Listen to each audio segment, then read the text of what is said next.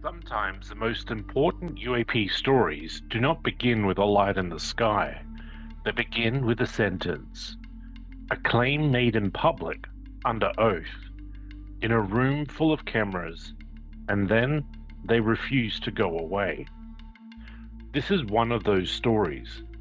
A congressman, a military-linked incident, restricted imagery, radar, a pilot report, a later official explanation, and between all of it, a single question.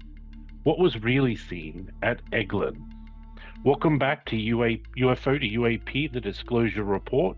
I'm your host, Matt Tones. Please do me a massive favor and subscribe to our podcast. It really helps us in massive ways. Today's episode focuses on one of the stranger intersections in the modern UAP story. A sitting congressman, a military-linked incident, or Florida, restricted imagery, radar claims, and a case that sits right on the boundary between documented anomaly and political mythology. We're talking about Matt Gaetz, Eglin Air Force Base, and the question that still hangs over the whole affair. What was really seen at Eglin?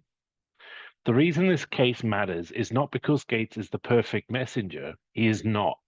The reason it matters is because his claims were specific, public, and tied to a military event that later appears to have generated real documentation. That means this is not just another rumor in the UAP ecosystem. It is a test case for how to separate verifiable incident, congressional interpretation, and speculative escalation. Let's begin with the most important moment. As of the July 26, 2023 House hearing on UAPs, Gaetz said his office had received a protected disclosure about an incident involving Eglin Air Force Base. He said he, along with Representatives Burchett and Luna, attempted to get access to the relevant briefing and were initially denied. He then said he personally viewed imagery and radar-related material tied to the event and described a sequence of 4 craft in a diamond formation, along with an image that, in his telling, depicted an object unlike anything in the current inventory of the United States or known adversaries. The House Oversight Committee confirms that hearing took place on that date and focused on UAP transparency and national security. That is the first anchor point of the story. Not Gaetz proved aliens, not congressman confirmed a non-human craft, but a congressman claimed he saw restricted military material tied to an alleged UAP incident or Florida. Now, when that happened in 2023, the problem was obvious. The public did not get the image. The public did not get the raw radar sequence, and the public had to rely largely on Gaetz' characterization of what he had seen. That made the case combustible immediately because UAP stories become unstable the moment the key evidence is described but not released. That is where many stories should stop, but this one didn't. In March 2024, the War Zone reported on newly declassified Air Force material related to a January 26, 2023 event over the Gulf of Mexico in the Eglin Training Range.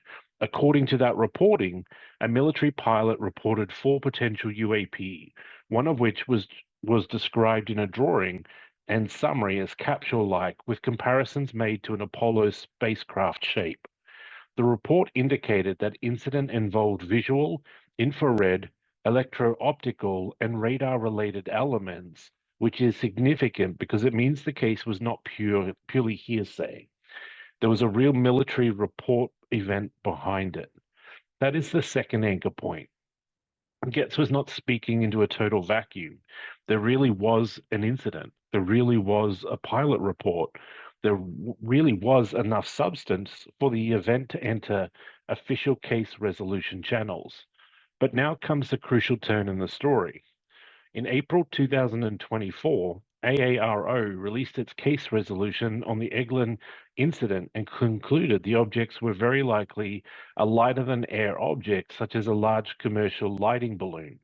The report listed the case as resolved, noted no confirmed anomalous behaviour, and aligned only moderate confidence to that conclusion. That is an extremely important detail. It means the official system did not say we have no explanation. It said the most likely explanation was conventional, but not with maximum confidence. And this is where Eglin case becomes genuinely interesting, because the story now splits into two competing interpretations. The first interpretation is the official one. A pilot encountered something unusual looking. The multi-sensor environment made it seem more exotic than it was, and later analysis pointed toward a balloon-like object. The second interpretation is the Gaetz framing, that he was shown something significant enough to suggest concealment, overclassification, or at a minimum, a mismatch between what some officials say privately and what gets said publicly. That gives us the first key intelligence takeaway.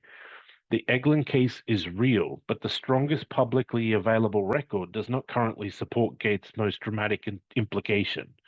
There was an incident, there was a reporting, there was imagery and data, but the most formal public resolution leans conventional, not extraordinary.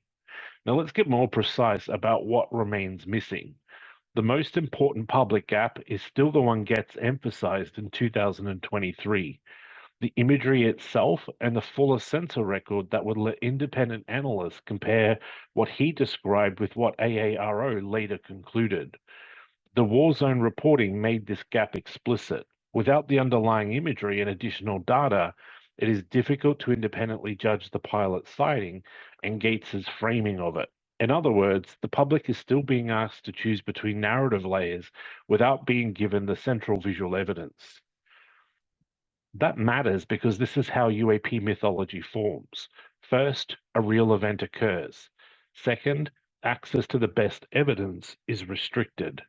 Third, political actors describe it in emotionally amplified terms. Fourth, a later official explanation arrives, but without enough public material to settle the matter decisively. That is exactly what happened here, and this is why the case is worth an episode. Not because it proves a hidden craft, but because it shows how partial disclosure creates a vacuum that gets filled by inference, distrust, and competing narratives. Now, we need to talk about Gaetz himself because messenger analysis matters in intelligence work. Gaetz is relevant in the UAP story because he publicly attached his credibility to a specific military-linked event and called for further access, including subpoenas for the underlying imagery. That makes him more important than a generic commentator. But he also demonstrates the danger of the modern UAP environment. A politician can move from discussing a partially documented case like Eglin into much weaker territory where sensational secondhand stories outrun the evidentiary basis. This is where the community often fails. It treats every claim from the same figure as if it carries equal weight. It does not.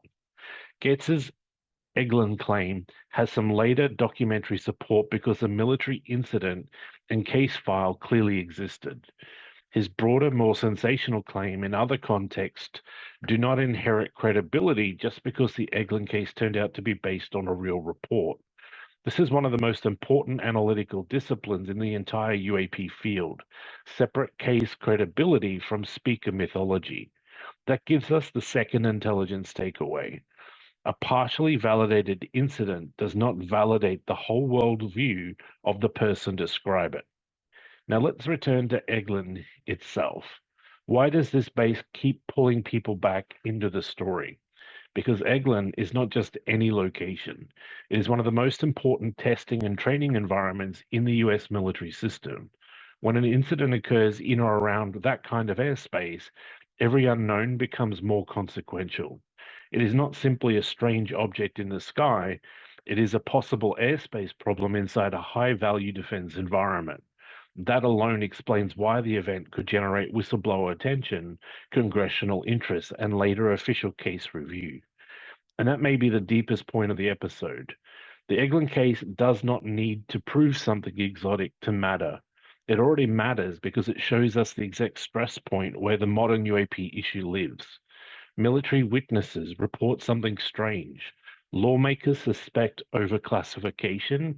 Officials later publish a calming explanation, and the public is left without enough raw evidence to know whether the explanation truly closes the case. So, what was really seen at Eglin? The most honest answer is a real military reported incident occurred over the Gulf of Mexico in January 2023. A pilot described a highly unusual object, and the event entered formal reporting channels. Congressman Gaetz later said he saw imagery and radar-related information that he considered extraordinary. But the most formal public resolution available today says the objects were very likely balloon-like and showed no confirmed anomalous behavior. The unresolved element is not whether a report existed, it did. The unresolved element is whether the still unreleased imagery would strengthen the official explanation or undermine it. That gives us the final intelligence takeaway. The Gates briefing is not proof of hidden non-human technology. It is proof of a deeper problem in the UAP debate. Restricted evidence creates permanent ambiguity, and permanent ambiguity keeps both skepticism and mythology alive.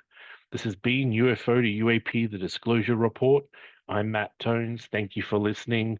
Remember, please subscribe and tell your mum about our podcast.